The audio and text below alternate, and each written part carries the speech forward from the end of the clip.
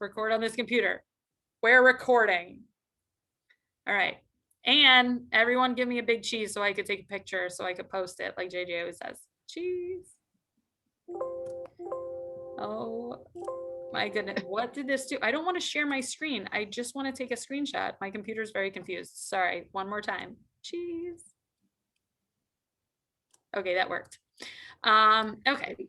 So with that all being said and done, I'm really excited. For any of you who don't know Lorraine, I've had the pleasure of speaking to her every Monday night for the last, I don't know, 4 or 5 months at least, right? Yeah. So she is also a part of our top results consulting group with Sean Tiberio. So we get to have calls every Monday to go over, all these beautiful SEO ideas. Oh, speaking of which, before Lorraine starts, Liz, our ninja tip for the day is everyone who records videos needs to actually put on their phone a teleprompter app.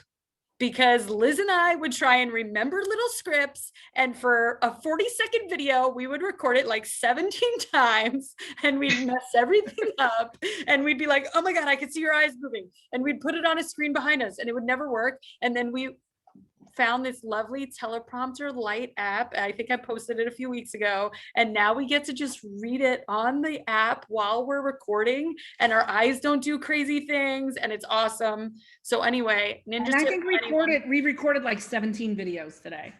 Yeah. And it only took us like 25 takes to record 17 videos. So we only had, maybe, 8 or 9 videos that we were just like, oh, we got to check that one. That one didn't work. Where we used to have like 8 or 9 crap for each video, for each one that we wanted to do. So we got all of our location pages done today, Lorraine. Okay. Nice. Just so you know, we did 7 pages. Anyway. I was just looking up the teleprompter app because I need Which to one do is more it, videos. I think it's called Teleprompter Lite, I want to say, but I will put a link into the Facebook group after this. Okay, cool. Everyone can find it, because it's amazing. So anyway, just a random ninja tip. If you're recording videos, use the Teleprompter app. And we would write all of our dialogue on a Google Drive and then copy and paste it into the app. And then it all just flows there. And it was a lot of fun. Well, you can speed it up and slow it down too, you guys. I mean, it really is amazing because we would find out that all of a sudden we'd be reading and it was going too fast for what we didn't know. That's where we'd have to stop and go back through, and we could totally adjust it, and it makes a world of difference. I mean, I can't even tell you how good it is. So no, and so we were recording today, and I was like, oh, I have to bring it up tonight. It's a ninja tip for everyone. Awesome. Okay, so with that being said, Lorraine is a expert in mortgage note investing, and I cannot tell you how many people have recommended her, and she's been on several different podcasts and stuff lately, and everyone's reaching out to her like, oh my gosh, I see all this stuff that you're doing, please, I want to learn from you, want to learn from you. And I'm so privileged to have her here. Although when I told her I was going to have her, I was like, oh, you can't come on until May. And this was probably back in March. And she was like, really? You're booked until March? And I was like, I got the weekly huddles on point this year, guys. I've been bringing a lot of good content. So hopefully you're tuning in. It was mostly I was impressed that you were so organized to have everything scheduled through June already. I was like, oh my gosh, I don't know what I'm doing next week, much less having everything scheduled till May. So now it was more impressed versus surprised. Yeah, no, and I appreciate that. And Liz has been helping me this year. So I feel like we've been doing a really good job. So I'm really proud of that. But without further ado, I just, Lorraine, why don't you give everybody a little bit of background on who you are and what you do, and then I'll let you just jump right in. And like I said, I'll keep myself on mute unless you need me or unless I see something on the chat box. Sure, thanks. So hey everyone, happy Cinco de Mayo. I don't see any drinks though. I feel bad that, Perfect. Nice. Nice. Okay, great. I feel better now. I don't have mine because I'm trying to stay focused, right? You know, I'm all more business right now. But so my name is Lorraine. I live in the Bronx, New York. My company is Melanin Homes, and we're basically a real estate solutions company. So outside of real estate, I still have a W-2. I'm not as lucky as Marie yet to be able to put in my papers, but I still have a W-2 job. So I work as a paralegal, but I also have experience in taxes. And so this is a very busy time for taxes right now as the deadline is coming up. And then also another fun fact, I dabble in Forex and cryptocurrency trading. So if anybody has any questions for me about that, love to speak about that topic as well. So that's just a little bit of background about myself. And I have a presentation, and I do want this to be a little bit conversational, but I do have some slides. If you wouldn't mind, I can share my screen. I always struggle with this, but I just changed the settings so that all participants can share. So hopefully you will be able to. Let me share. There you go. Do you see my screen? I do. Okay, perfect. I'm getting better at this. All right, so I already kind of went through this. Okay, so I'm just going to kind of get right into it in terms of when we think about note investing. I want to break down just a little bit about what exactly is a note. So a note is a written debt instrument. So it's basically like an IOU between yourself and the borrower, or excuse me, it's between you and the institution where you're buying the money from. And so the debt instrument outlines the principal, which is the amount you're borrowing, the interest of what you're paying back, and then the term, generally 15 to 30 years, right? That's what, when someone goes to an institution and they take out a mortgage, that is generally what they're doing. They're taking out, they're signing a debt instrument, which is outlining the amount that they're borrowing, how much interest is associated with that principal, and then the term. And so note investing is very, well, similar to other forms of debt, except that this is an intangible asset that's actually secured by property. When we think about stock investments or even cryptocurrency, those are also intangible assets that we're investing in, but they're not backed by anything. And so that's the unique thing about mortgage note investing, is that although it's intangible, and I say it's intangible because when we're investing in mortgage notes, we're investing in the paper, we're not investing in the property. And so that's why it's an intangible asset that is secured by the property. How I like to describe mortgage note investing is that we are buying debt at a discount. And I know we have a number of real estate investors here on the call, and sort of the mind shift that you have to keep in mind when you're doing mortgage note investing is that we're not as concerned with the property versus making sure that the numbers make sense in the investment that we're looking to make. Okay, so I will go to the next slide. And so when we're talking about buying debt at a discount, that is done in a number of ways. So when we're describing the different types of paper involved with mortgage note investing, that is in the form of a performing note. So as an example, if someone is going to a financial institution, a Chase, a Bank of America, Wells Fargo, HSBC, any of those institutions, and they're looking to take out a mortgage, and they are signing a promissory note to say, I promise to pay this amount of money at this and repaying it back at this interest rate over this length of time, that is the promissory note.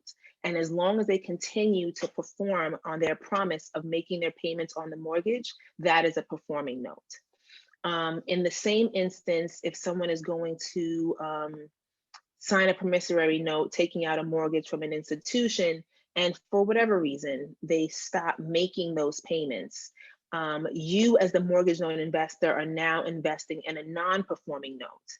And I know it might be a little bit confusing in terms of, well, why would I want to invest in a piece of paper that's no longer performing?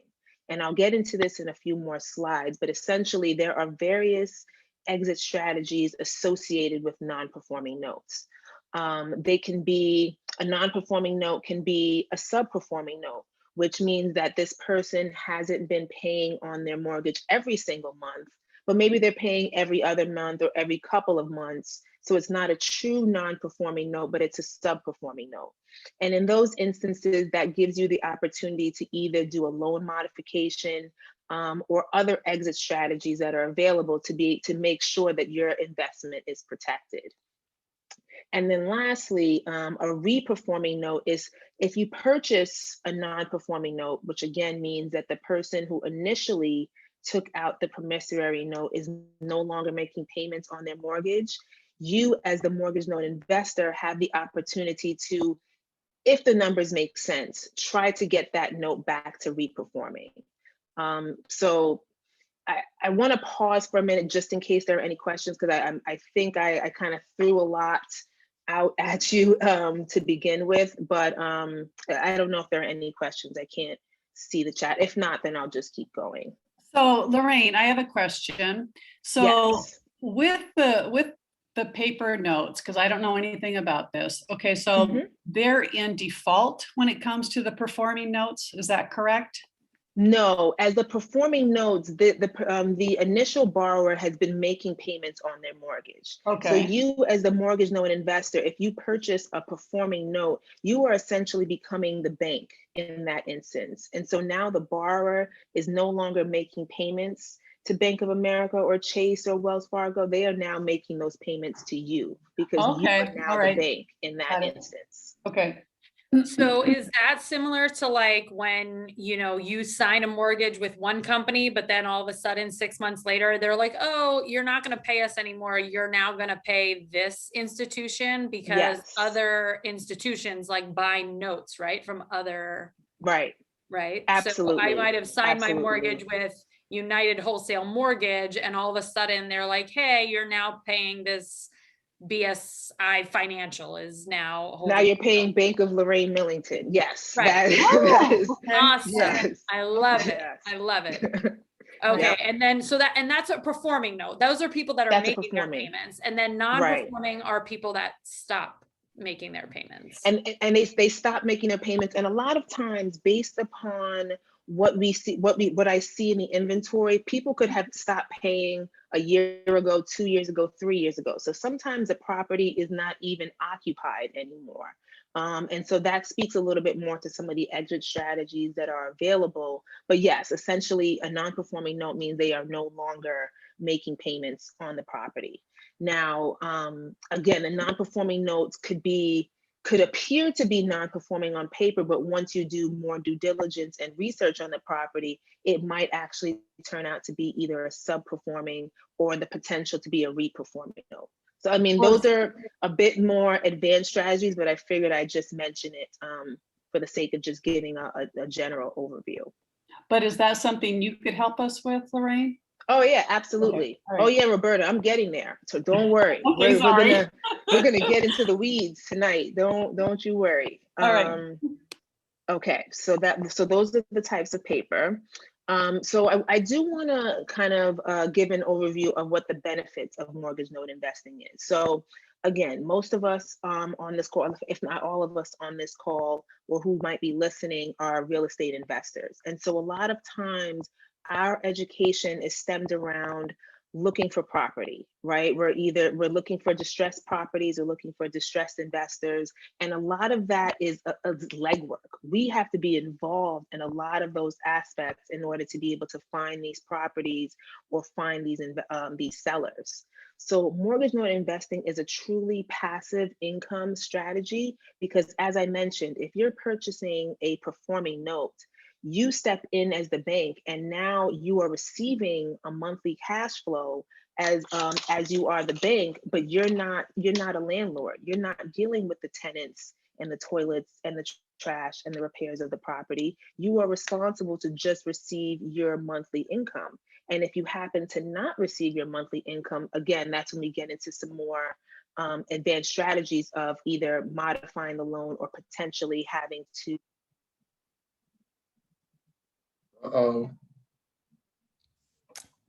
Sorry, I think can you still hear me? I can hear you now, but you Okay. went blank for a minute. Yeah, I'm sorry. My headphones are messing with me, but I'm glad you can hear me now. I don't know about the other ladies though. Oh, okay. Okay. Oh, hold on one sec. I'm gonna mess up this recording. I apologize. Let me just connect my AirPods. Sorry, everyone. By the way, nice company name. Oh, thank you. I appreciate Uh-oh, you went blank again.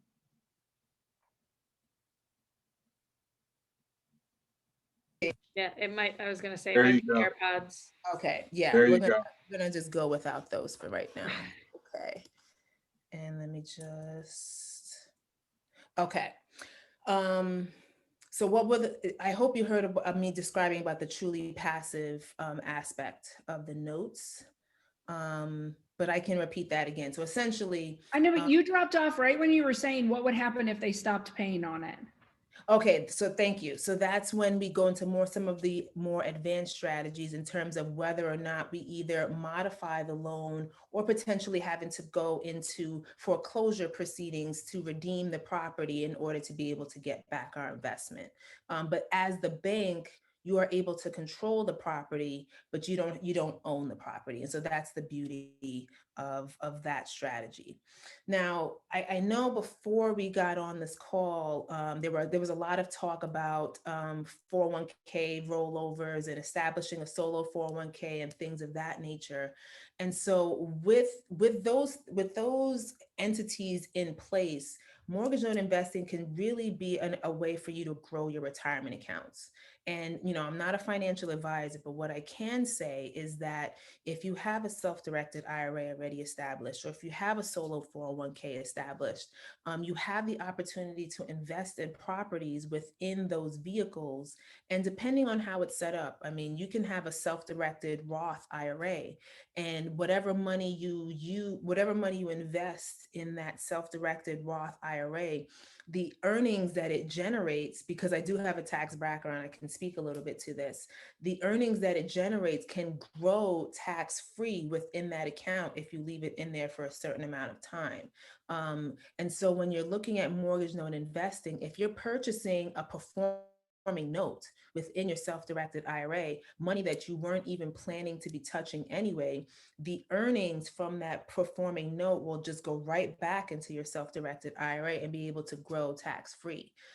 So this is an opportunity for you to be able to grow your retirement account at a truly passive rate. You also have the opportunity to build your portfolio. If we're looking at non-performing notes, with the opportunity to redeem the properties back and then exhibit or execute on exit strategies, whether it be wholesaling or rehabbing or even a buy and hold, mortgage loan investing can sort of be a back door into being able to pick up properties at below market value because of the way that we're structuring the deals. So that's just another option. And then what's very interesting to me is the ability to work from anywhere. The way that the mortgage loan investing is set up is that I can really do most of the activities from my computer. We have the ability to network and to recruit boots on the ground. And so with mortgage loan investing, if I do most of my desktop due diligence from my computer and then recruit boots on the ground, I can really do this strategy from anywhere. So those are some of the benefits. Now, also with benefits come disadvantages, right? So some of the disadvantages that I feel you can come across with mortgage loan investing is that it is a longer term investment. When we're talking about wholesaling or we're talking about rehabbing, we're generally looking to be into those investments from anywhere from a couple of weeks to a few months. And that's not necessarily the case with mortgage note investing, because depending on whether it's a performing or more so a non-performing note, we're going to be involved with that investment for a little bit longer before we actually see the return on investment. So I term mortgage note investing as a hurry up and wait type of game, because it's not going to be just an overnight turnaround, but it is going to provide you with a good return. And I say good conservatively, but a good return on your investment. Speaking Lorraine, can more you to the say what kind of terms, as far as like several years, what's typical? So a lot of times it depends on what state you're investing in, because each state has different procedures. But if we're looking to invest in, let's say, a state like Nevada, for example, Nevada is a non-judicial state. And what that means is that if we have to take the property, or if we have to go through the foreclosure process, in a non-judicial state, it doesn't have to go through the courts. So that cuts down on our time to be able to get through the process, to be able to either have the property go to foreclosure auction or be able to redeem the property. So, and off the top of my head, I couldn't tell you the exact days that the foreclosure has to be posted and all of that stuff. But you probably, and then it also depends on whether the property is vacant or occupied, because in some of our experience, if it's occupied, maybe we can do a cash for keys type of scenario to avoid the foreclosure process. Maybe we can do a deed in lieu of foreclosure. So all of those options can help to cut down on the time that you as the bank are able to redeem the property. But I would say, if it's a non-performing note, you should be looking to be in it at least for 6 months. I would say at least, before you have the opportunity to redeem the property back and then be able to execute any exit strategies. I would say that's a reasonable amount of time. Can something happen before then? Of course. Can it take a little bit longer than the 6 months? Absolutely. But I would say that's a good roundabout time frame. Yes, so that describes a little bit of the foreclosure process in terms of one of the disadvantages, because it can take some time depending on the state. And then another disadvantage that I would say, is the limited tax advantages. So what I mean by that is, when you're investing in real estate, and let's say you're a buy and hold investor, a lot of the advantages to that strategy is that you get depreciation on the property when you're filing your tax return. So that works as a credit and a benefit to you as the investor. And then you also have the opportunities for appreciation. So those are just some of the initial advantages. Let's say, again, if you're a buy and hold investor. With mortgage note investing, because you're investing in the paper versus the actual property, those tax credits aren't necessarily available to you. So you're generally just making cash flow or just making profit. I shouldn't say just, but you're making either cash flow or profit on the property versus having those longer term tax advantages. Unless, again, you're investing in a retirement account where, depending on how it's organized, those profits are growing tax free. So yeah, those I would say those are some of the disadvantages. So Lorraine, we did get I'll a speak. comment that came over in the chat, so I just wanted to ask. Gail says, if the note goes non-performing and you have to foreclose, when the property sells, if there is any amount above what is owed to the owner of the note, would that go to the party that was foreclosed on? No, and I've heard that before, that if it goes to auction, and let's say, to use some easy numbers, let's say there was 50,000 owed on the property, and then it ended up selling for 100,000. Would that in between 50,000 go to the borrower? And no, in my experience, that additional amount would not go back to the borrower. Because if that were the case, then everybody would let their property go to foreclosure and then be like, hey, I'll just get paid on it. I'm not going to pay anything, but then I'll get an additional 50,000. So in my experience, no, that money does not go back to the borrower. Do you know where that money goes? Now I'm curious. I would think it would go to the county, quite honestly, because you as the note investor are going to get back your initial investment plus expenses. And then if it sells for anything above that amount, then it goes back to the county. That's the whole point of it being at auction in the first place. Gotcha. So yes, but thank you for that question. That was a good question. Okay, so to speak a little bit about the exit strategy. So to kind of lay out this process, let's say you purchase a non-performing note, or maybe you even purchase a performing note that turned into a non-performing note, and now you have to go through the foreclosure process. You go through the foreclosure process, it goes to auction, and it doesn't sell at auction. So now it returns back to you, or you redeem the property as an REO. Because again, even though we are individuals, we are the bank in this scenario. And so now once the property redeems back to us, it becomes an REO, or a bank-owned property. So once it becomes a bank-owned property, or now that it's back in our possession, now we can execute on multiple exit strategies. We can sell it as is or wholesale to a cash buyer. We can rehab it and then sell it retail. We can buy and hold. So basically we can rent it out or create a new note of our own and be able to basically either do a lease option or seller financing. You have the option to do a loan modification, again, even before it goes to auction, if the numbers make sense. In not every situation would I suggest doing a loan modification, because sometimes you might end up right back in the same position in 6 months to a year later, depending on the borrower's history. So those are just some. There's a couple of more advanced exit strategies that I won't necessarily get into on this call because I don't want to confuse anyone. But yeah, those are some of the general exit strategies that we can use when it comes to mortgage loan investing once we redeem the property. Okay, so I say this with caution because I do feel that everyone should at least have this as part of their portfolio. But I wanted to list these questions here to kind of pose to the group to say, should you invest in mortgage note investing, or maybe is it not necessarily a strategy for you?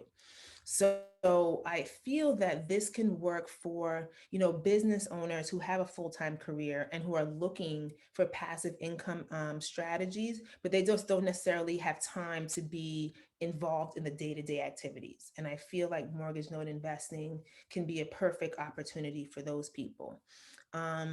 If you're an investor who has cash buyers who are in your network, or who are on your team, but you're just struggling to find inventory, maybe investing in non-performing notes could be a strategy for you. If you're basically kind of tired of spinning your wheels looking for either distressed sellers or distressed properties, and you'd rather invest in debt versus the property, then I think mortgage note investing could be something for you. If you're looking to build your retirement portfolio, I mean, stocks and all of these other options, I'm not saying there's anything wrong with it, but you can add this on as well and kind of scale that account a little bit further or a little bit quicker. And really, if you're a tired investor, so someone who wants to still be involved with real estate, but you don't want to deal with people or you don't want to deal with the properties anymore, but you still want to have the opportunity to earn a better return or a greater return on your investment, then I think, again, this could be a good strategy for you. Wait. Yes, I agree. Okay, so oftentimes I get a question in terms of, okay, well, how do I get started with mortgage note investing? And I think most of the people on this call already have these things in place, but I'll just mention it anyway. So it is always recommended to have a legal entity in place, whether that be an LLC, whether that be a trust, whether that be a self-directed IRA, whether it be a solo 401k. Having a legal entity to be able to invest in these or make these investments is always recommended. The capital, right? You need to have the money. So, and a question that I generally get is, okay, how much capital would it take for me to be able to get started with mortgage note investing? And I don't like to give absolutes. but I will say that I have seen notes as low as around $10,000 or even underneath that, because there's a formula essentially attached with whether you're investing in performing notes and non-performing notes. We're not looking to spend the 100% of what the note costs. We're generally looking to pay a percentage of that. So I, again, have seen notes as low as 10,000 and then as high as six figures. So there's a wide range of how you can get your feet wet with this particular strategy. Um, Another thing that you would need in order to get started is the actual inventory. Unfortunately, you can't just, walk into Bank of America or Chase and say, oh yeah, let me just see the notes that you have on your books. I'd like to just purchase some of those properties. I mean, a lot of it is either affiliating yourself with someone who has already made those connections or established those relationships, or unless you're, Daddy Wobucks and you have a whole bunch of money in the bank where you can purchase a large amount of these notes wholesale from these institutions, and I would say that's the other option. And then another thing that I would suggest having in place is boots on the ground. So similar to what I mentioned about being able to do this strategy from anywhere, that is mainly because you have boots on the ground. You have realtors, you have attorneys, you have servicing companies. Like, you have these people who are able to go to the property or put things in place for you in these remote locations. Because I'm in New York and I'm invested in a note in a state that I've never been to and probably will never go to. But I have that ability because I have boots on the ground in that location that would be able to take care of anything that I need um, for that property. So those are some of the ballpark things that I would say you should have in place in order to be able to get started with mortgage notes. Now, funding options.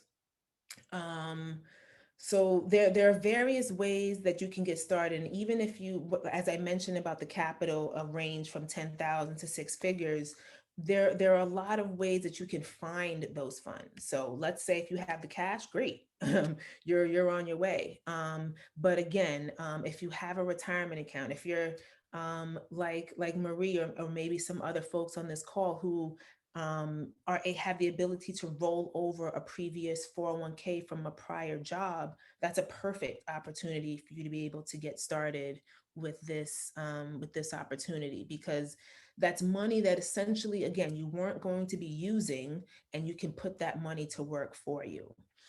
You can joint venture with someone. A lot of us have experience networking or working with private money lenders, or might be private money lenders ourselves.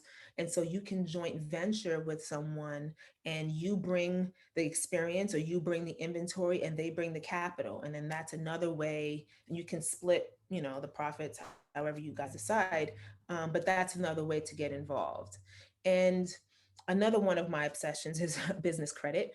And so I feel, depending on, how, if you've established the business or the credit for your business, this is another potential way to get started. Would I say it should be your first option, or would I suggest it being the first option for your first note? Maybe not, because the beauty of mortgage note investing is the flexibility, and then the risk in mortgage note investing is the flexibility, because a performing note can turn non-performing and a non-performing note can be performing. So not being married to one option or one outcome or the other, I would say that the business lines of credit could be a supplement, but it shouldn't be the initial funding option. But I think it is still an option.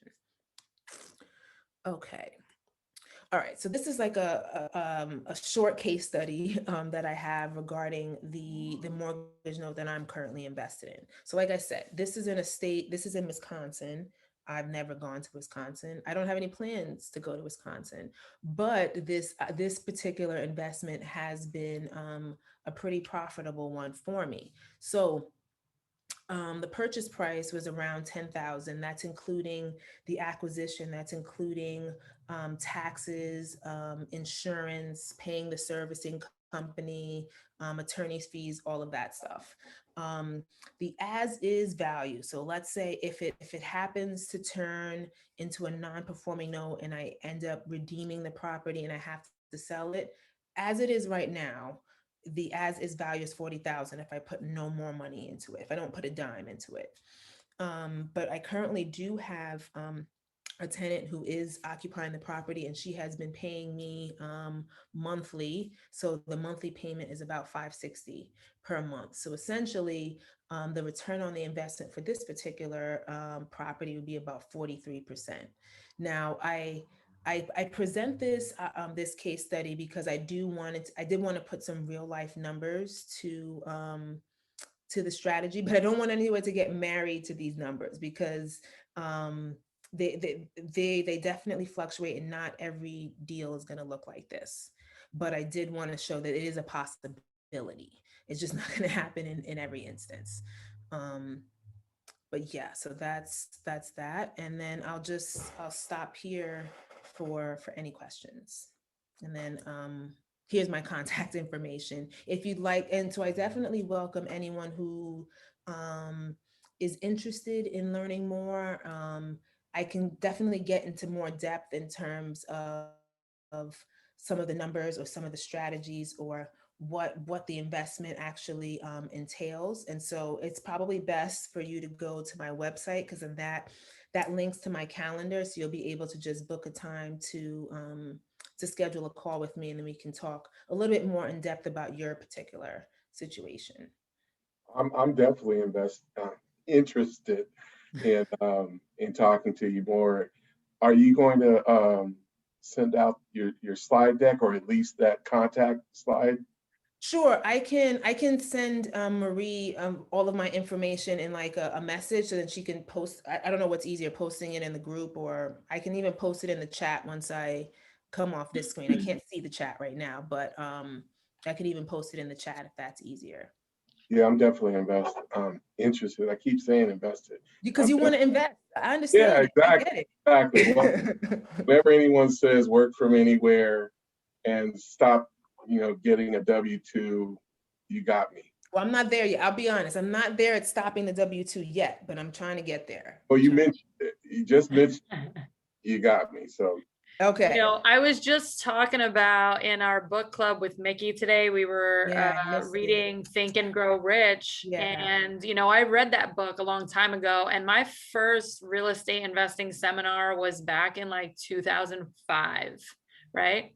And I think it was maybe not the first one, but it was somewhere in like 2006 or whatever. I think I was at like a Rich Dad, Poor Dad. Robert Kiyosaki's in the front of the room. He's telling you to like make some goals. And I was like, I am going to quit my day job by the time I'm 40. And I'm reading Think and Grow Rich, and he's talking about making decisions and how once you make that decision, you're going to manifest it. And I'm like, dang, why didn't somebody tell me back then that I could have made the decision to quit my job when I was 30? What did I waste 10 more years for? Right? So like just going for it. And I think like making a decision and implementing it. And so right now your subconscious mind, as Liz likes to say, is telling you, I'm investing because this is what I want to do. So I love that. I have a PhD in procrastination.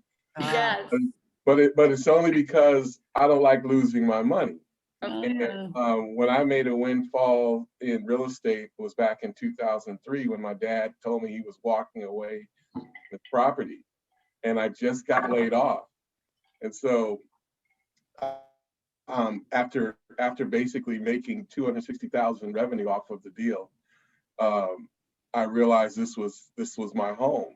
But I also knew that I got away with that by the skin of my teeth, and it could have been very easy for me to lose everything. I mean, I had a handyman working for me. If he would have fallen off the roof, I would have been done, right? And so I told myself, look, there's some things that you don't know what you don't know. So find a group, mastery, that can get you in a place where you won't lose your shirt or your home or your assets.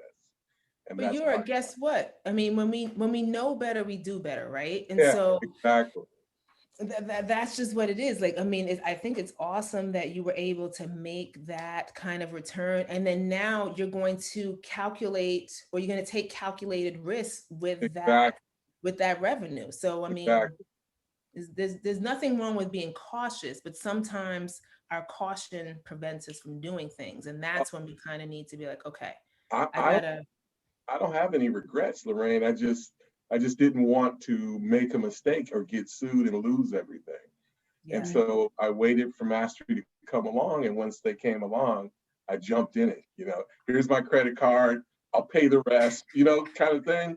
Oh, here's like 4 or 5 credit cards. I'm getting it. Yeah, You know what right. I mean? And I'm still paying off on those credit cards, but it's because I knew what I didn't know.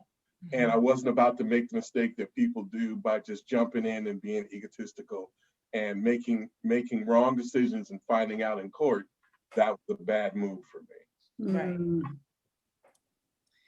All right, Lorraine, I'm gonna Oh. stop the sharing just Okay. so we can I all was see like, each wait, other, oh, and what happened? you can post. No, I did that. So you can post your contact info, but I wanted to ask you, what is the typical return? Like, I'm just imagining, Yes.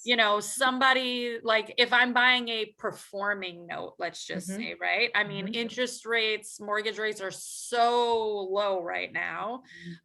What is a typical return that you would see on a performing note, let's just say?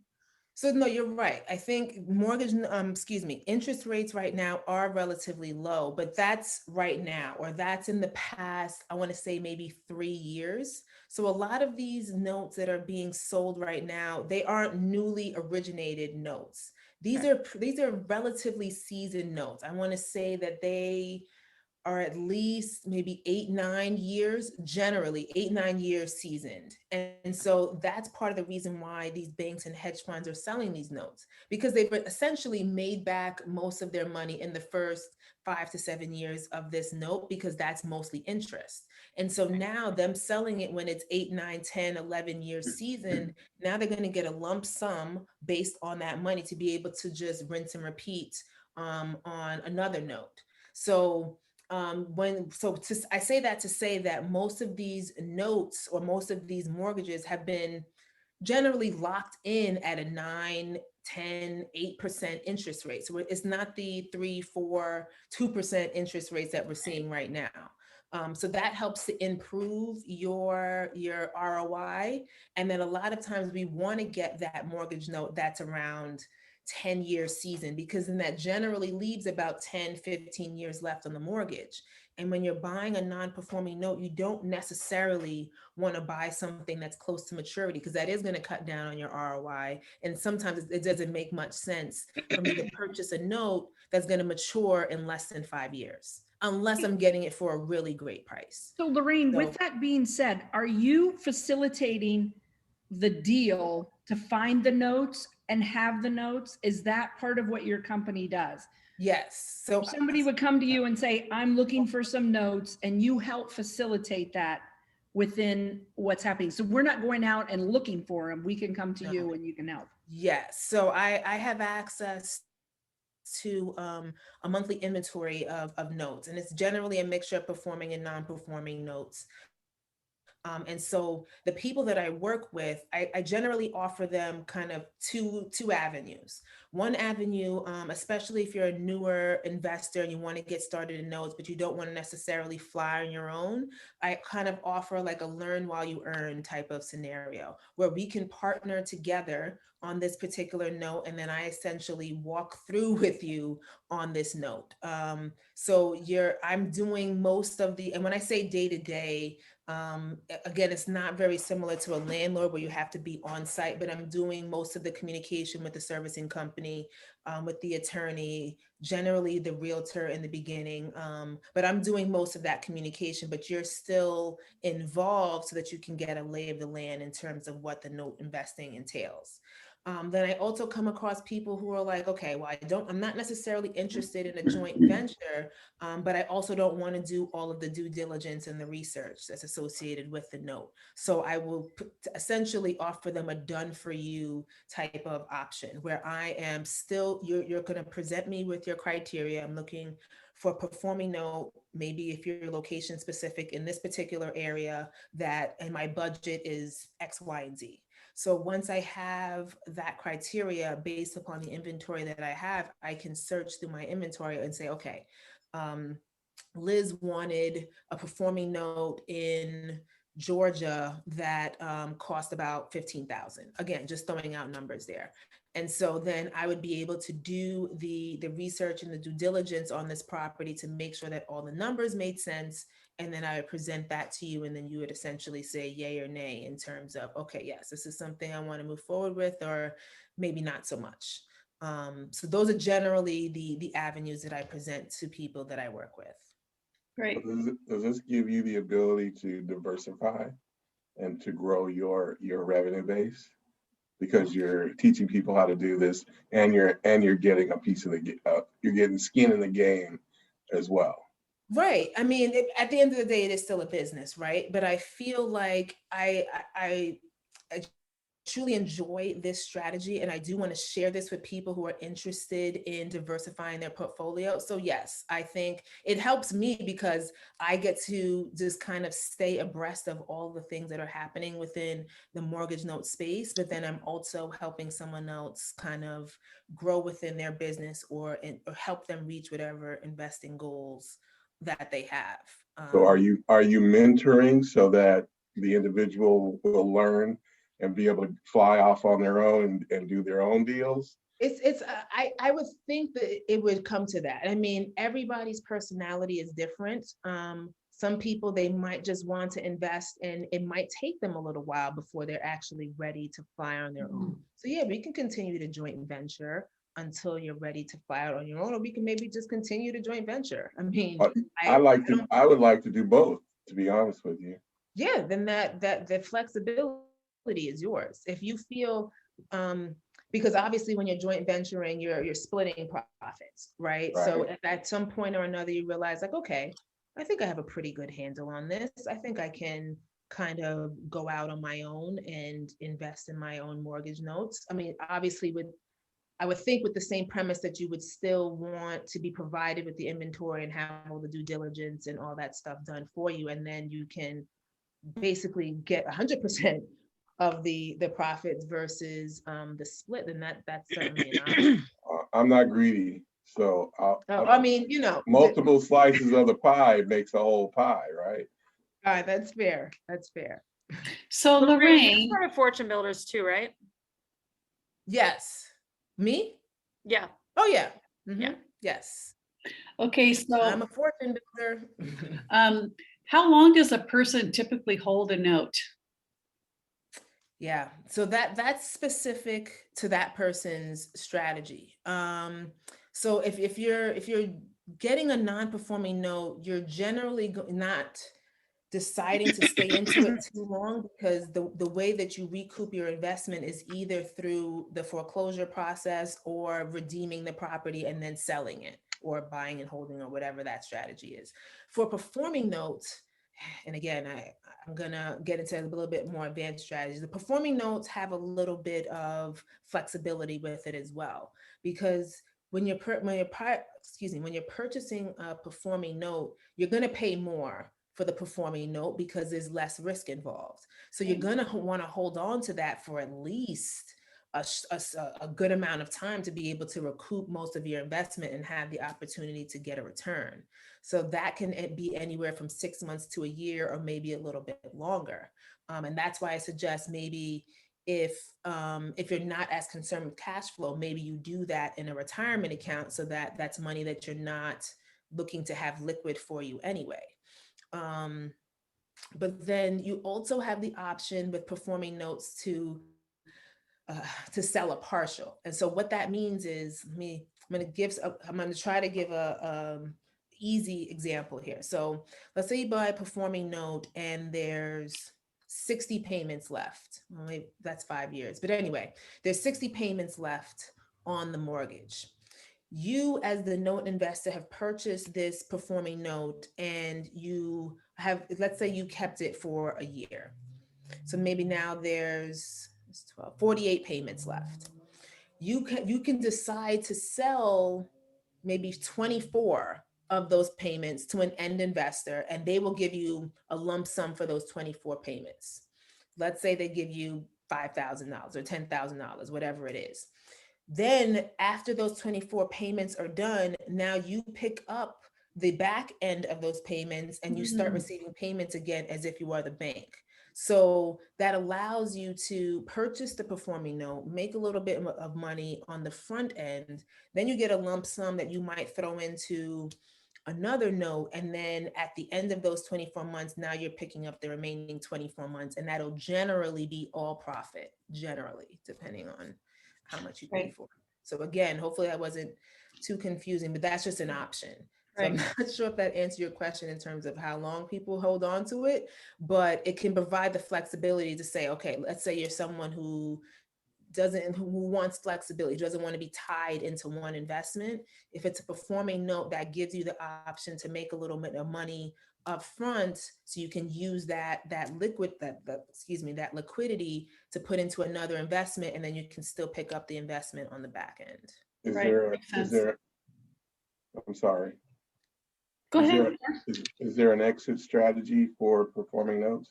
Yeah, you can sell it. I mean, generally, if it's seasoned, you can sell it to another investor if there's enough meat on the bones. And that's why I said, if you're buying a performing note, sometimes it doesn't make sense to buy it if the maturity is less than 5 years, because there's not going to be much meat on the bones for you to sell it to someone else. You're going to want at least a good amount of time, so that either you're making your money and then having enough to sell it to someone else, or at least it's enticing enough for them to be like, okay, I'll still purchase this because I see that there's profit. Okay. Because as a performing note, again, we're purchasing the debt associated with the property. We're not purchasing the property. So as long as that person is continuing, as long as the initial borrower is continuing to make their payments, we don't really necessarily have any claim to the property. So there's not really much exit strategies that you can execute there, other than, okay, I'm continuing to get paid, which is generally not a bad thing. I mean, you're getting cash flow, but it doesn't provide many exit strategies other than the partials that I mentioned, or selling it to an end investor. Okay. Lorraine, are there specific states that you prefer to invest in? I mean, you mentioned non-judicial states, Arizona here, we're non-judicial. I'm from New York originally. I don't ever recommend buying a house or selling a house in New York. It's not fun. Sitting face to face with your lawyers. It's a whole different thing than we're used to here in Arizona. But are there specific, is that, the biggest factor, judicial versus non-judicial, or are there any other things that you look for as far as location to buy those notes? So I will say that there are some locations that are starting to maybe require people to have a license in order to be able to purchase notes. I believe Georgia is one of them, and there might be a couple of other states following suit. Traditionally, Florida seems to be a challenging state, because we also have to factor in landlord versus tenant friendly states, right? New York is a tenant friendly state. We don't necessarily, as note investors, want to invest in states that are tenant friendly, because that's just going to make our job a little bit more difficult. Texas is a really hot state, literally and figuratively. So Texas might be a state that I would say, okay, yes, that's some place that I would like to invest. I mean, I like Wisconsin, even though, and it's funny because Wisconsin is a judicial state, but I just happened to come across a good deal there. So I would really have to kind of work with the person to see what your tolerance is before necessarily suggesting, okay, this state versus that state, because something that might work for me might not work for someone else, and something that doesn't work for somebody else will work for me. So it's really dependent. Like similar to Roberta's question, like how long do I have to be in it? If you're in a state that might give us more of a headache trying to sell a property versus not, that might not work for you, but it might work for me, because I might not be as reluctant to stay into an investment for a longer period of time. So I know that wasn't a specific answer to your question, but it just really depends. It really depends. How does a property become worthy of a note purchase?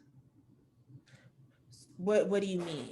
Well, I mean, how does, so, okay, I've had, people that don't qualify necessarily for a loan in the open market due to whether it's credit, due to immigration status, something like that. They still have the money and they still need a place to live. And I've often thought, well, are they a good note person then, where somebody else is taking on that debt for them because they, can't qualify, for a regular loan? And that situation sounds perfect for either like a contract for deeds where the underwriting is a little bit more lax than maybe a conventional mortgage that you would get from an institution, or even a seller financing. So this speaks a little bit more to what I was mentioning in terms of, let's say you're performing an exit strategy, you redeem the property and you want to do a buy and hold or a lease option. Now you're creating your own notes. So if you're doing this in your backyard and you happen to take back a property, you can create a note and be able to do a seller finance for these particular borrowers that you have that might not qualify for a traditional mortgage, but now you as the bank are able to offer them a mortgage because now you're doing a seller finance. So you essentially can create your own notes eventually.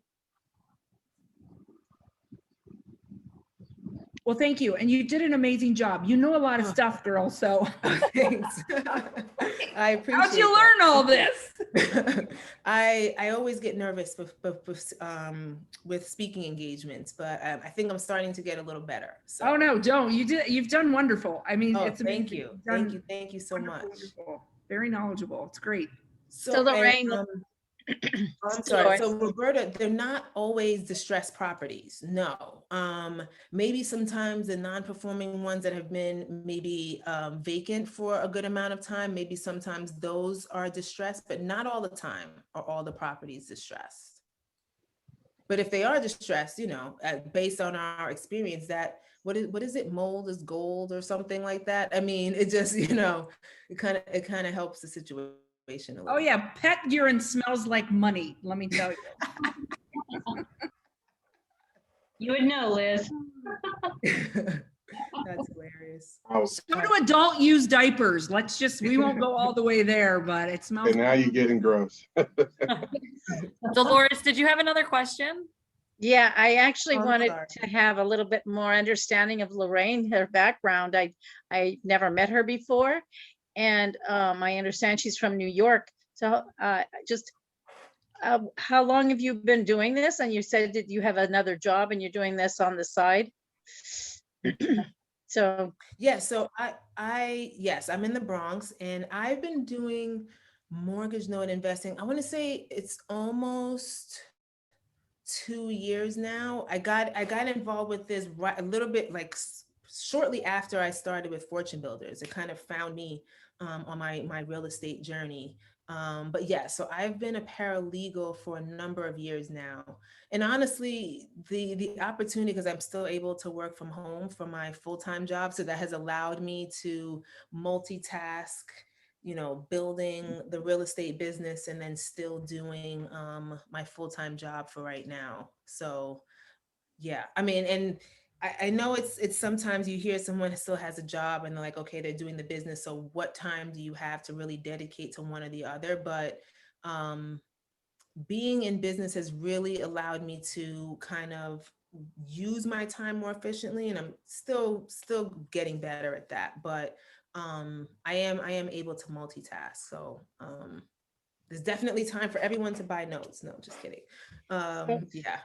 Yeah, so I was interested how you got involved with this, because Fortune Builders, they don't speak to this in any of the training that I've attended. No. So I'm like, how did you get involved? And how'd you get the training to understand how to get involved? Because I think that's kind of what your question is how do you get involved with this so you can do this and develop this as a business for yourself? Dolores, the first thing I did was I went out to Mastery and started looking for investing in notes, and nothing came up. And I'm like, okay, that's interesting. I need to know. Maybe they should like hire me and I can create a module for them and then they can pay me some royalties based on that. I have no problems doing that. No, just Well, kidding. I'm sure Than would snatch you up real quick and Yeah. put you over the notes department. So Yeah, as long as you give him back 10% of everything Right. you sell to the Right. rest of the Right. but it would probably be well worth it though to do that though, I'm sure. Yeah. Yeah, that platform could definitely give you a lot of exposure. Yeah, yeah. So how I came across notes is that, so you know, when we start Fortune Builders, they tell us to network, right? And they tell us to go to all these different meetings and all of these different things. So I had started going to my RIA meetings. And so one evening they had a presentation from a lady from a company called Note Assistance Program. And so she was talking about becoming the bank and doing all these things. And I'm sitting there and I'm like, it just clicked because I'm like, okay, I'm spinning my wheels and I'm in New York. So, you know, the competition here is crazy.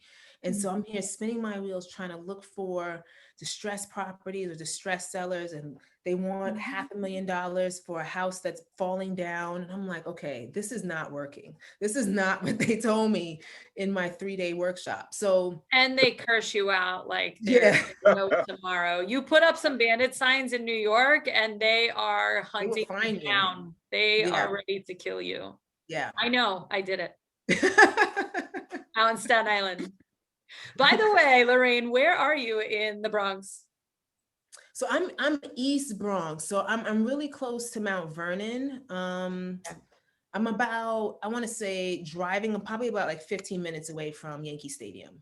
Yeah. Okay. So I actually have some family that lives in Locust Point, right next to the nice. Neck Bridge. And Okay. then, yeah, my high school sweetheart lived in Parkchester. So I used to take the 6 train up there. Yes. Yeah, I'm by the 2 and the 5 train. So, but I'm definitely familiar with Parkchester. Yes. It's not far from me. That's probably like 10 minutes drive. And it's funny because depending on where you're going in the Bronx, it takes you either longer or shorter. It's so confusing. Well, the traffic is a bitch. So oh yeah. If you're driving anywhere, it's horrible.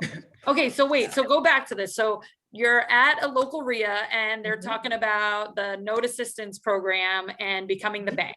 And so is this another like, did you end up buying this program? Was this like a little? Yeah, I did. Yeah, because I mean, I felt like, okay. Yeah. Because in my mind, I'm like, okay, I have this Fortune Builders education, right? But it's not necessarily applying to my market or my area. So maybe my name is, so maybe I can apply these strategies along with the knowledge that I have with Fortune Builders and kind of just mirror it all together. Take my networking capabilities and the network that I have with Fortune Builders with this strategy that nobody really knows about. And then the fact that through this program, I have the ability to have access to inventory, that's where the game changes, because the biggest stress point for real estate investors is inventory. And so if I can take advantage of this inventory that I have access to, coupled with the real estate minds that I am networking with, that's just a perfect marriage. So yeah. So Lorraine, so where is your basically your inventory coming from? Do you have a partnership with somebody that is feeding this to you? And it also sounds like you're offering JV opportunities. Yes. Okay. So I'd love to hear more about that. Yes, sure. So kind of when I was doing the presentation and I was saying how to get started and having access to inventory and the relationships or the networking that you have with these banks and hedge funds. So me personally, I couldn't walk into a bank and say, okay, let me buy 123 Main Street from off your books. So the benefit of me being aligned with this Note Assistance Program, they've already done that legwork. They've already established relationships with these banks and hedge funds to the point where their credibility has allowed them to receive a monthly inventory, access to a monthly inventory of these notes. So because I have this access to inventory, and because I have the ability to network with different investors who might be interested in getting involved with mortgage loan investing, I'm trying to mirror those two, or marry those two, I should say.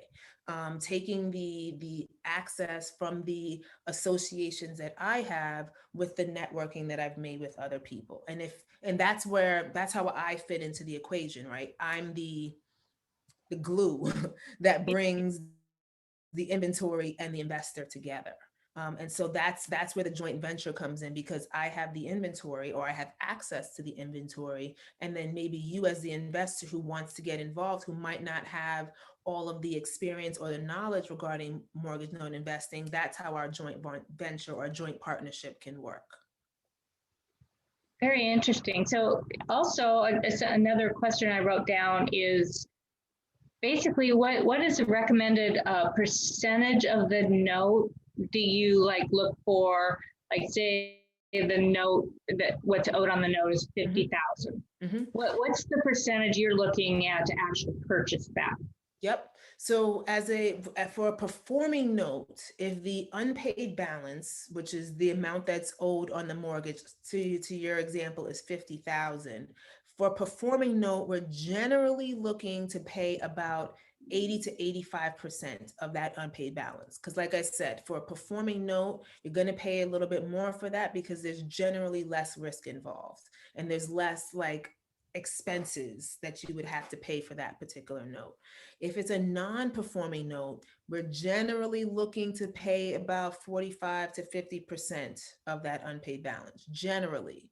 Now, depending on how hairy the note is, meaning if there's back taxes, if there's liens, depending on the condition of the property, that sort of thing, that number could slightly be a little bit more flexible, but that's generally the guidance that we're looking for on those. And you also mentioned something to somebody else's question. You had mentioned something about needing to have a license. What kind of license were you referring to? So, I mean, we're essentially buying loans. So my understanding is that the license would have to be some sort of mortgage broker's license in order to be able to buy these loans. Okay. And not every state is requiring that, but some are starting to go along those lines. So say I wanted to, I partner with you, or JV with you, and you find something in Wisconsin. You're not in Wisconsin, I'm not in Wisconsin. Do you have to establish an LLC in Wisconsin to be able to do this? And that's funny because I actually looked into that, because my LLC is not registered in Wisconsin. It's actually registered in Nevada, and I have a foreign filing in New York.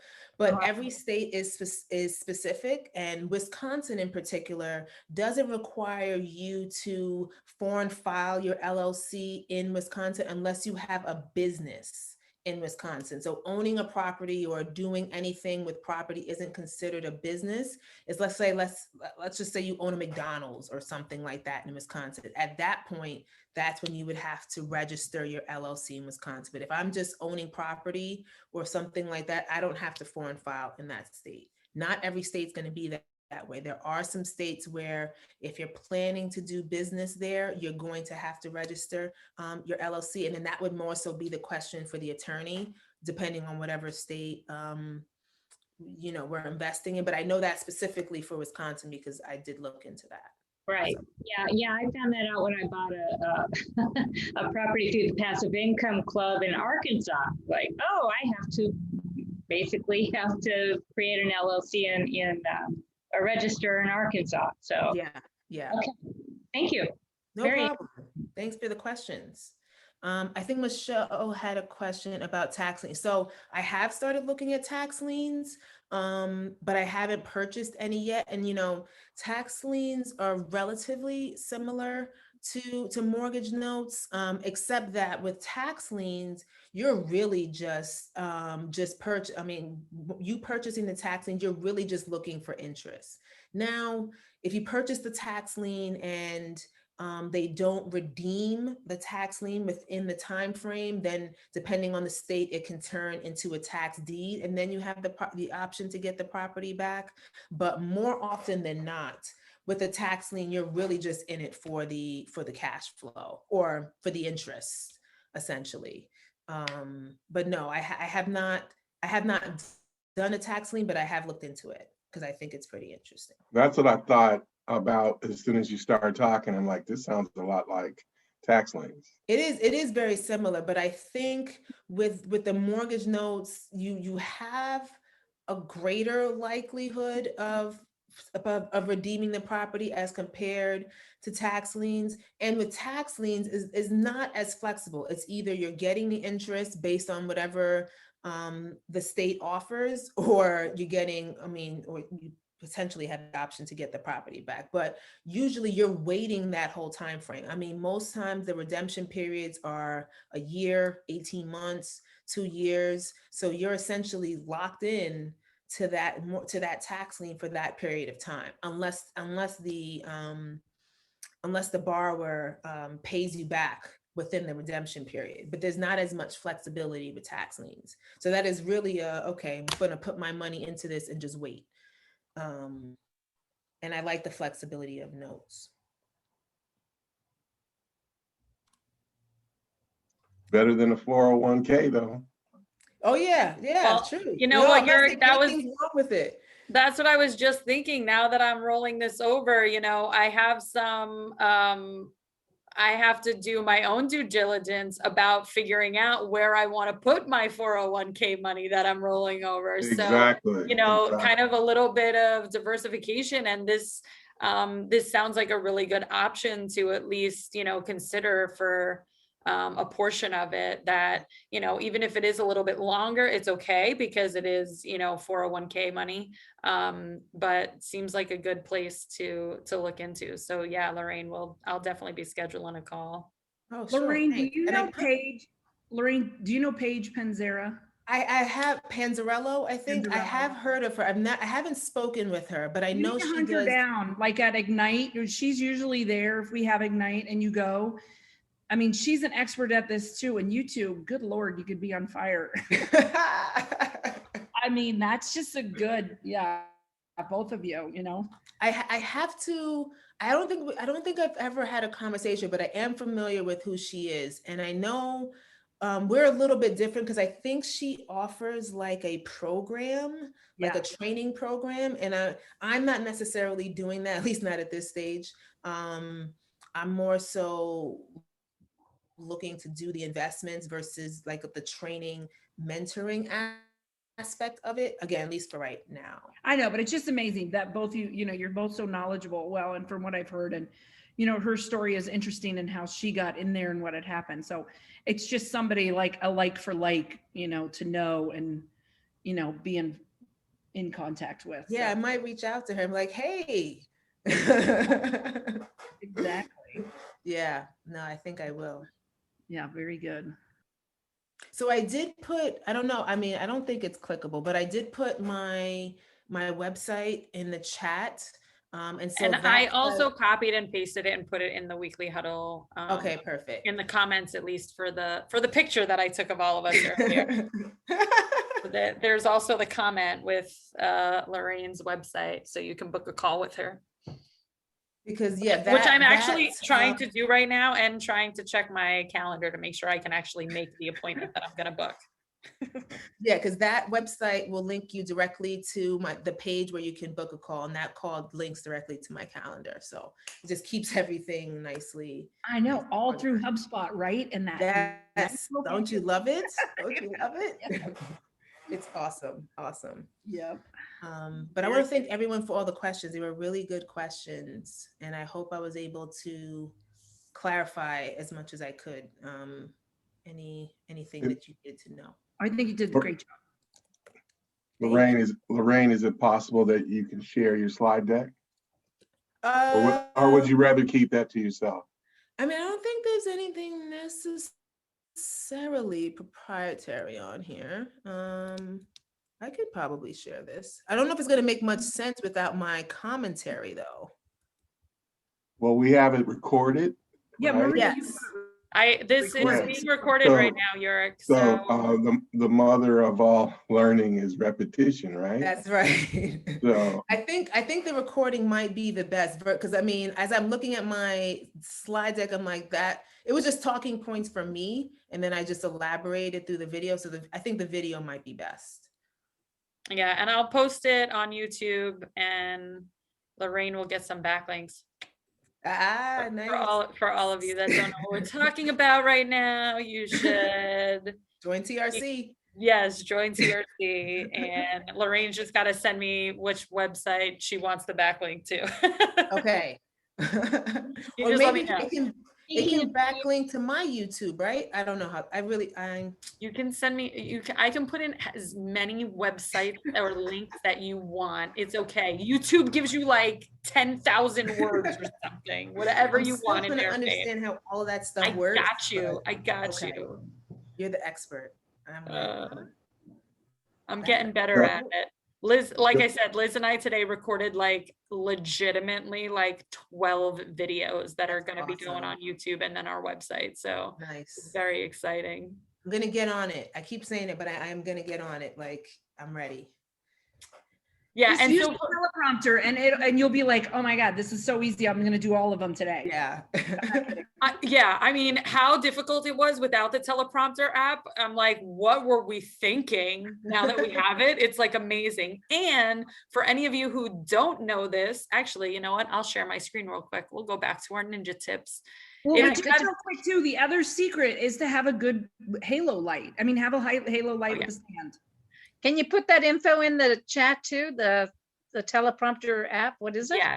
Yes, I will put I the bought link. a light for my computer and I forget the company, but then it died on me. So I'm like, okay, I need to find another light that attaches to my laptop or something. Okay, so just so you all know, so we have some videos on our YouTube channel, right? But they were really bad. Like, I'm just gonna say, you know, like we forgot to wear makeup, like we weren't sure what we were doing. We're trying to read off the side of the wall, but the ring light is right there, so it's blinding us, so we can't see the words that are behind us on the wall. Like, it really was a shit show, just to be honest. So one is we were like, oh my gosh, we have to re-record all these videos. But then I was like, shit, I have to like figure out what we said in all these videos. So in case you didn't know this, if you go to a YouTube video and you're watching it and you click, okay, we'll pause that. You click on these lovely 3 dots. Everyone's seeing my screen right now, right? I'm not crazy. Yes. Okay, so you click these lovely 3 dots and you click open transcript.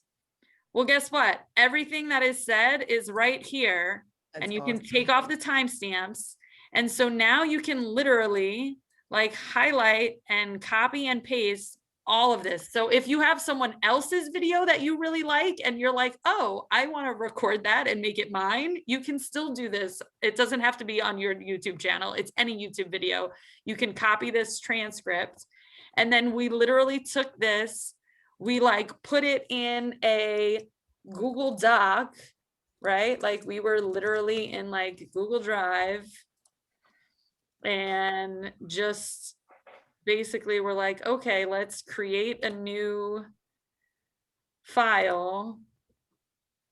We pasted it in there, and then we like went through and made it easy for ourselves so that we knew who was going to talk. So did I paste? Okay, so we're literally like, okay, hi, I'm Marie and I'm Liz, and then it's like Liz, like, and we're with, well, and these said L&M Property Solutions, which we don't go by anymore, so we had to edit this. So like, we're with Liz and Marie, and then it's like, okay, Marie, it's your turn to speak.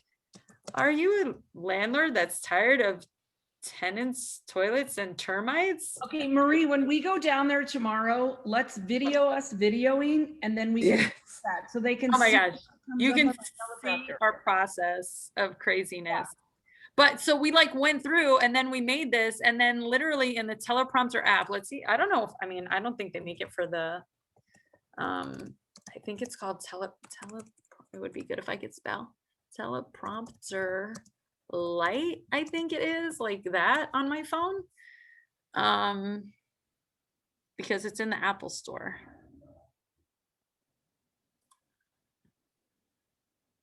If I can find the actual link. Okay, so it yeah, doesn't work this on is- the Android? This is it. Well, you know what? I don't know, honestly, but this is the one that I have because I do have an Apple, but it might. Video teleprompter light. Hmm. It's so funny because see how it has the countdown timer? Before we'd videotape ourselves, and then I'd have to go in and edit out the beginning and the end because it was us pushing the go button and then sitting there for a second and then starting, and then the same thing at the end. Whereas the countdown gives us however what we did 5 seconds, but it was our 5, 4, 3, 2, 1, and then we could go. So we'd And then we get out all the. Okay, let's do it. We're ready. We're ready. We're ready. We're ready. So. Okay, I'm gonna copy and paste this into. Let's see, can I open up the chat while I'm in here? Chat. Oh, it says it's only for iPhone and iPad. Oh. It's right at the top, says this app available only. But maybe Well, there's I another. did go to a link though on the app, on the Apple one. So there's gotta be, so like here, there's Teleprompter Pro Lite on Google Oh, Play. Google Play, okay. So I'm sure. I mean, I'm sure they, you know, this is their own version of it. I'm sure that there's plenty of free ones. The only thing that I will tell you is the free version does put a like really, really small little like logo in the corner, but it's really easy to crop it out, guys. So you just do your video and then go into edit and then just like crop the size of the video and you take out their logo. So I feel bad that I'm using their free version, but they made it really easy to edit. Okay, that's it. I'm done with my ninja tips for tonight. We were just so excited that we used this today and we were like, we have to tell everyone. Yeah, that's amazing. Thank you for that share. Yeah. Great. Oh, and I just realized that I put it in the chat, but I sent it only to Whitney directly because that was the last person. I got to put it in everyone in the chat so you guys can grab that link if you need it. But like I said, you can just find it on your Google Play Store. No, it's just for me only. Yeah, just for Whitney. Hi, Whitney. Hey. Wait, so Whitney, is this officially your first huddle? This is, and I'm so sorry for being late. There was some things that could not be helped. No, it is But- fine. So Whitney is like the newest addition to the Fortune Builder family, at least to our weekly huddle. She's actually was in Fortune Builders for a long time, but she was in the military and she does her stuff and now she's back, right? Yes, ma'am. I had to go. I deployed and came back, and we had a baby, so I took a pause, and I'm getting back into it. So ready to rock and roll. Very good. We're Well, happy to welcome, have you Whitney. here, Whitney. Thank you. So everybody, I made Louie come in and say hi. Come out and say, Hey, Come out. Yeah, come out of the closet, Louie. Come out. "No, outside, we're out in the backyard." oh, there's Whitney. Hey, Whitney. Hi, Whitney. What, Whitney, you are muted. So I see your mouth moving, but I don't hear you. It's the And- phone. I've had so much trouble with this app, and it's been so bad. I was gonna say I have on a beautiful purple shirt too, but my shirt is looking blue on my screen, and I don't know why, because it's literally like the same color as your shirt in real life, but that's really weird. Okay. This is a lot Oh, it has to do with the lighting. You know that, all with the lighting. Weird. Purple's my favorite color. And Whitney, thank you for your service. I love you. You're welcome. Peace and love, like Liz always says, peace and love. Love. All right, so any more questions for Lorraine before we jump off the call tonight? Lorraine, I plan on sending you I don't know, booking a call with you when I can find time in my calendar. Sure, looking forward to it, Wendy. Absolutely. Yeah, and I know it's late for you, Lorraine, so thank you so much for staying up with us. And No Yes, problem. I had, you. I It had was joked well with worth it. Marie. I And was you like, oh, it's a late night. tonight." I know that 3-hour time difference kills me when I'm trying to talk to my family back in New York. Like, I'm gonna jump because I need to eat before 8 o'clock. It's nice seeing all you young ladies. Thank you for having me. You held it down for the yeah, guys. it's good to see you, Yorick. Yes, yes. You guys take care. Stay safe. Nice meeting you. Nice meeting you as well. Bye-bye. All right, Lorraine, and what we'll see you Monday night, right? Yes, you will. I won't be there. I'll still be in the Grand Canyon, y'all. Oh, nice. You'll have to do this one without me. Yep. You'll have some But great pictures for us. also, happy Mother's Day to all the mothers in the group. You know, enjoy this weekend, no matter what you're doing. I happen to be spending mine away from my children and hiking the Grand Canyon, but that's okay. Happy Mother's Day. That's what they say most moms want to do. They be like, nope, don't talk to me. Yes. Leave the nest and then you're like, well, aren't you gonna come over? Well, Liz's son texted her and said, hey mom, I'm gonna come over and cook dinner on Sunday. And she's like, why? No, I said to him, do you have the wrong text thread? I was serious. I was like, he's like, we'll be over like 3 o'clock. And I was like, Well, he's bringing dinner, right? well, and then Marie's like, something about Mother's Day. And I was like, oh my God, that's why he's making dinner. He's bringing you dinner, right? Yeah. Oh no, I'm not cooking. He's coming to make it. And I was like, why are you coming over? Okay, whatever. Mother's Day, everybody. Yeah, happy Mother's Day. Happy Mother's Day, everyone. All right. Happy Mother's Day. Okay, bye. Yes, happy Mother's Day, everyone. Bye.